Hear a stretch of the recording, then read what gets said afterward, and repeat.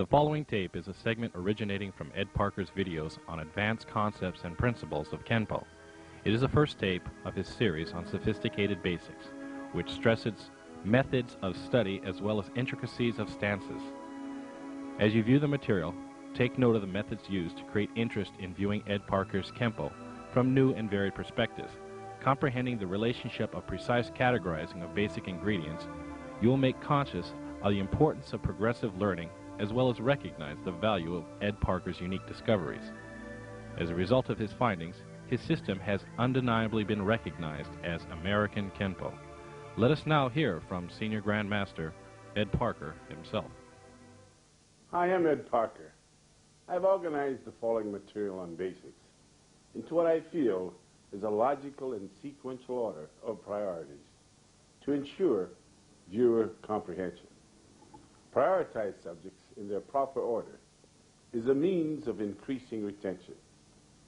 American Kenpo is divided into three major divisions: basics, self-defense, and freestyle or sparring. Each are further broken down into subdivisions. Technically speaking, basics are all physical moves or gestures executed with specific intent or purpose. Depending upon how these moves or gestures are employed, they can be defensive, offensive, or can accomplish both purposes simultaneously. When applied, they can be used to oppose, ride, borrow, or steal force, feint, sprain, dislocate, fracture, rupture, maim, rip, tear, claw, hook, poke, slice, rake, buckle, check, maneuver, trip, grab, lock, twist, pinch, butt, bite, throw, pull, along with numerous other accomplishments. Stated differently, basics are the fundamentals of Kenpo that aid in the development of the mind and body in its preparation for physical combat. Like other fields of learning, its roots stem from a logical and systematic foundation. Paralleling our written language, each move learned, whether defensive or offensive, can be considered an alphabet of motion. When alphabets of motion are combined, they form words of motion. Combinations of words of motion then form sentences of motion.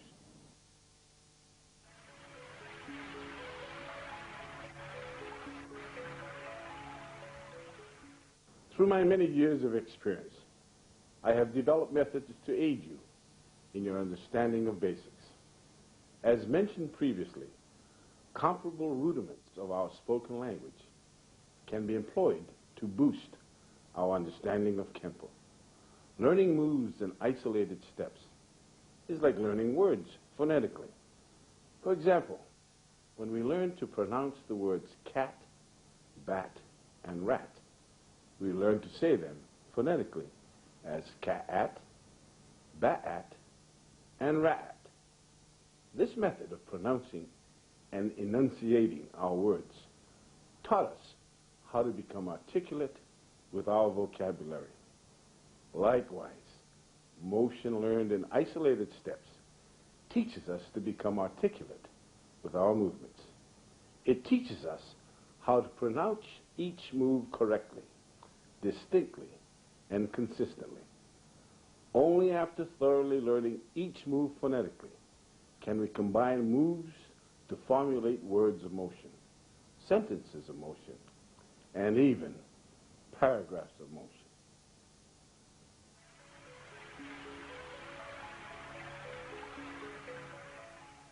Another method that can be employed is by the numbers. Teaching basics via phonetics is like teaching movements by the numbers. Utilizing this method accentuates correct hand or foot positions. It additionally teaches the value of torque, complete utilization of body weight, and all other factors necessary to complete and or maximize a move. The by-the-number method is not to be used in a realistic situation. Once your moves are learned phonetically and maximum power is experienced, numbered stages are eliminated and direct action takes precedent. Just as we do not speak to each other phonetically on a daily basis, likewise, phonetics of motion are also dropped during the course of higher learning and or actual combat.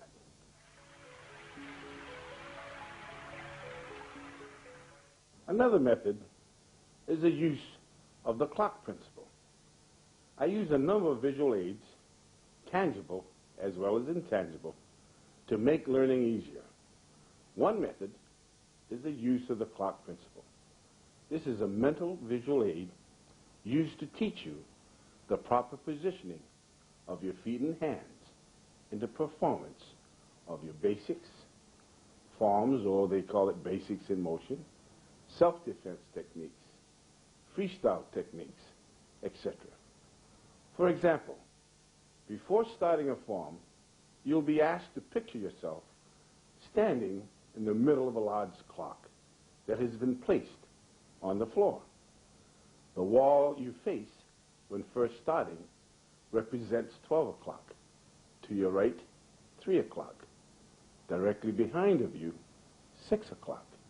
And to your left, 9 o'clock. As you move from your starting position, you are to mentally picture where the other numbers on the clock are, thus giving you a more precise sense of direction when performing. This principle also applies while learning self-defense techniques.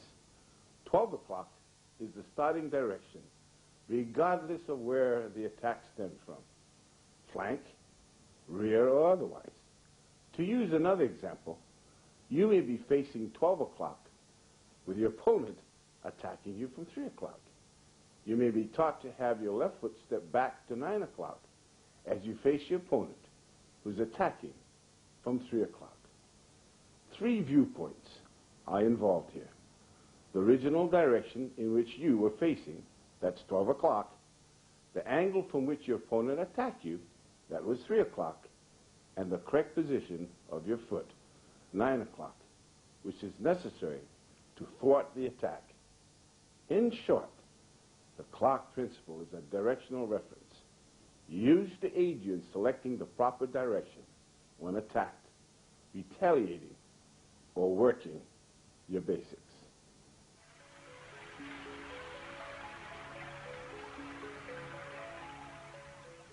To further enhance retention, I employ the mathematic and geometric symbol concepts. These are visual aids that can be used tangibly or intangibly using actual illustrations so that you can see it, or through verbalizing a mental picture instead.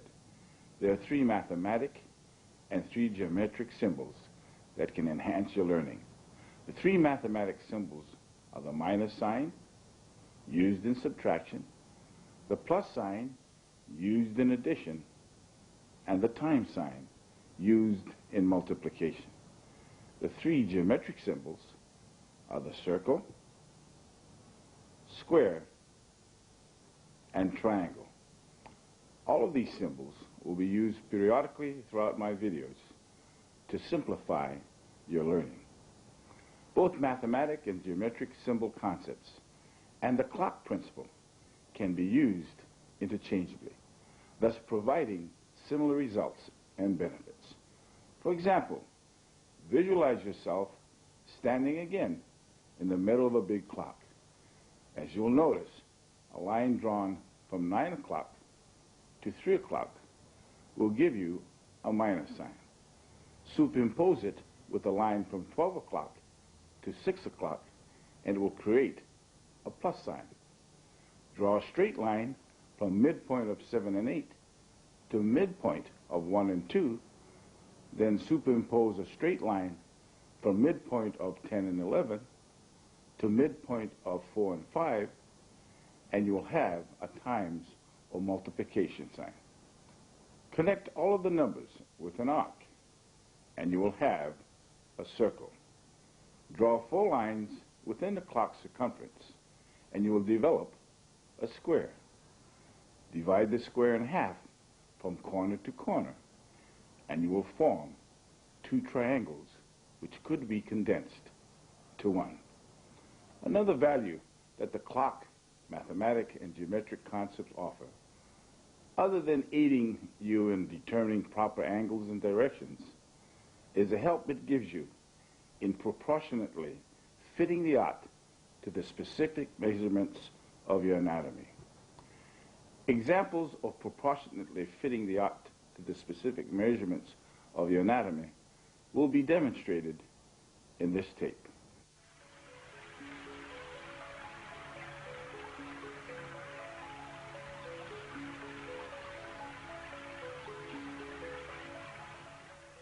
A more sophisticated visual aid encompassing all of these methods, in addition to others, can be found in the universal pattern.